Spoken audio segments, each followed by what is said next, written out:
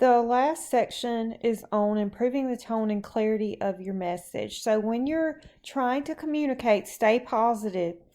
Don't use negative words. Try to stay away from those and focus on the positive.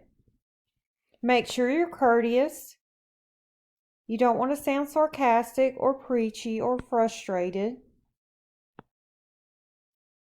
And when you're dealing with customers, especially during like a phone conversation, make sure you use polite phrases. Even in emails too, you can do this. And you want to make it sound positive. I would be happy to assist you with that. Thank you for being so patient, and it was a pleasure speaking with you. And when I communicate with students, I'm always like to say good morning, or I hope you have a great weekend. Please let me know if you have any other questions. You want it to be inviting, and keep your tone positive. And also avoid gender, age, and disability if it's not relevant.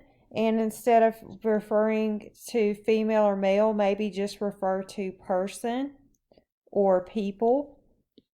You don't have to, don't specify age if it's not relevant, and do not refer to disabilities if it's not relevant to your message. And then we want to use plain language when we're communicating. You don't have to have big words. We want concise, clear words, and we're not trying to make our message lengthy. And try to stay away from jargon as well.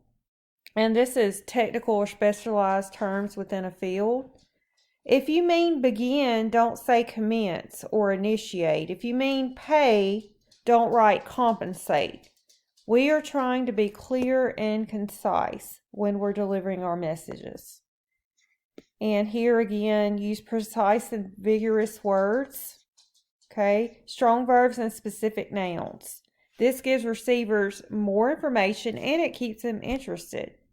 And if you need to look up words or try to find a clear word, use resources to help you so that your message is clear. I hope now that you have a better understanding of how to improve your tone and clarity of your message.